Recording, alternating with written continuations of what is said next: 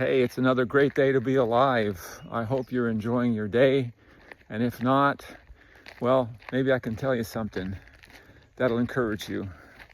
I was walking down this dirt road here. You can see it behind me.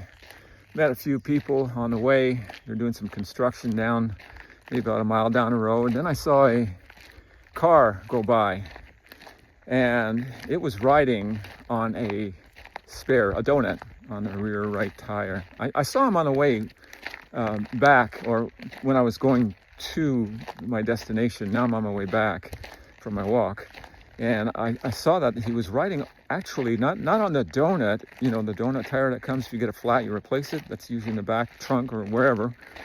Well, he was riding on the rim. I mean, there was no tire. And I thought to myself, I remember seeing the car a few days ago and saying to my wife, they need to change that donut soon. I've seen that guy drive by a number of times with that donut. And sooner or later, that's going to blow out. And sure enough, it did. And so I stopped.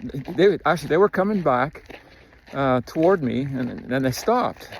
So I walked over and, started talking with them. And come to find out, poor guy's like trying to do the best that he can, got into a motorcycle wreck. I guess he's not working. Showed me the stitches in his legs, and he's got all kinds of pain and stuff, and had looked like his wife beside him and a child in the back, maybe an elderly teen or something, I'm not sure.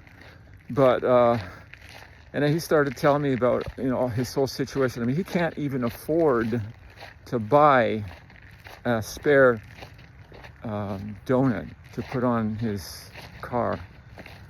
And I just thought, man, this guy's in real bad shape. I don't have anything I can give him to help him. I gave him my card, and well, here comes somebody. Let me just pause this. What I liked about his spirit, he wasn't depressed. I mean, he had everything going wrong. He had a truck that messed up. He had this motorcycle accident. Now his car, a Ford Flex, is messed up. And he's got this bad pain, and he still was, reasonably happy. And, wasn't whining and complaining about all these things that are going wrong with him.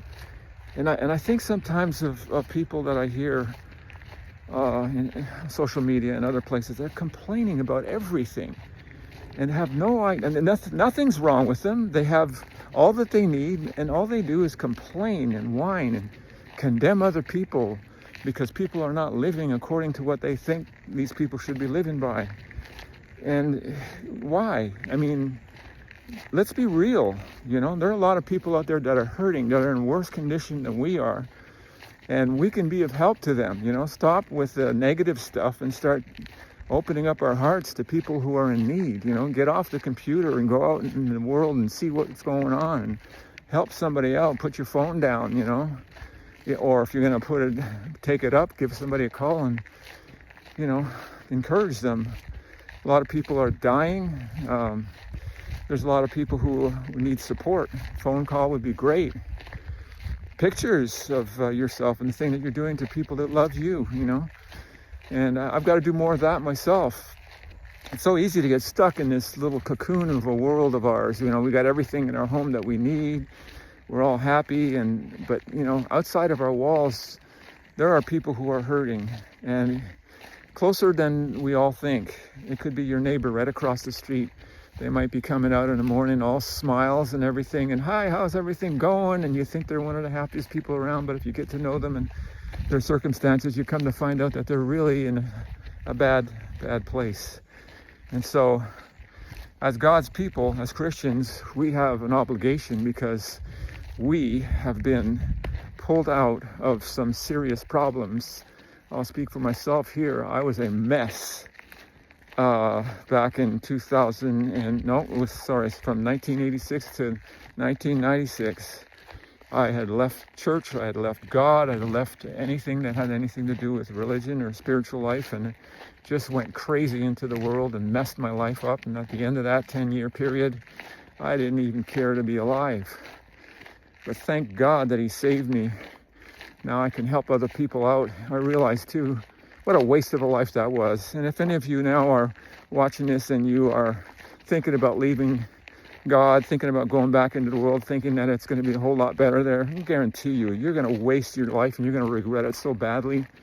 You know, it's the devil's, he wants you to get you. He wants to get you. He doesn't want you to succeed. He paints everything that's going to be really beautiful and everything's going to be great and you're free from all those restrictions. But really, just trust me. Don't go there. Ask God to give you help. You know, sometimes what we do, I'm all over the place with this conversation, but it's okay. Sometimes what we do, and this is what I did, you know, I said to myself, well, I'm being a hypocrite. 1986, I was going to church. I wasn't living right, and I said, I'm being a hypocrite. Why don't I just stop going to church and stop being a hypocrite? You know, I want to be authentic. I want to be real. What a deception that was. I should have just got myself on my knees and asked God for help because I needed the help. But no, I didn't do that. I just wanted to do my own thing, and I truly regretted it. Wasted all those years. I think sometimes back, and you probably can think back to the times that you've wasted of all the good that you could have done or the improvements that you could have made in your life, the help that you could have given to other people. You know, all that is all gone, wasted. You can never get it back. The only thing you can do is, you know, what we have left is make the best of it. And this guy who was driving by with his family, that's what he was doing. I mean, the man was doing the best that he could, driving his car, trying to get some food on a rim with no tire. Not complaining, happy. Man, I love it. I love it. Well, have a great day. I hope this inspires you. God bless you. We'll see you on the next one.